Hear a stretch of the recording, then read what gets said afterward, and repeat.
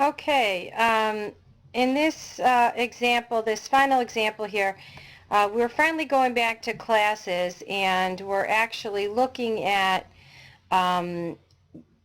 using a circle class. You can see it's included here, all right, and if you look at the circle class itself, it has three members: radius, center X, and center Y, and then it has functions packaged with it. The functions are all written inline, which I'm not a big fan of, but I'll leave it for this example. So there's some constructors, there's a set radius function, there's two get functions, and there's a find area function.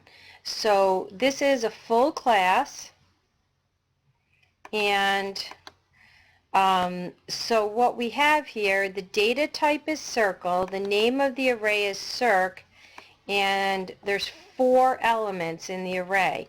So every element inside of this circ array, each element has 3 members inside of it. So at index 0 you have a radius, center X, and center Y. At index 1 you have a radius, center X, and center Y. So we've now created an array of circle objects. Okay, so you can see here it's going to go through 4 times. It's going to ask the user to enter the radius, and then, into when index is 0, it'll set the radius for index 0.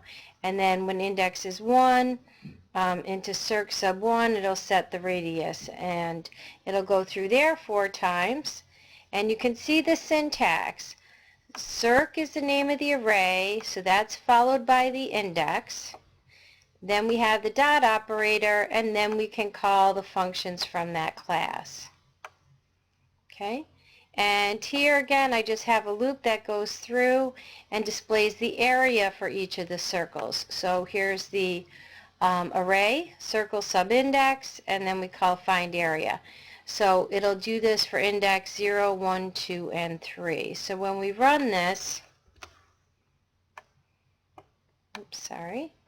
right, let's say we put in a radius of 1, a radius of 2, a radius of 3, a radius of 4, and it will display the area for each of those out.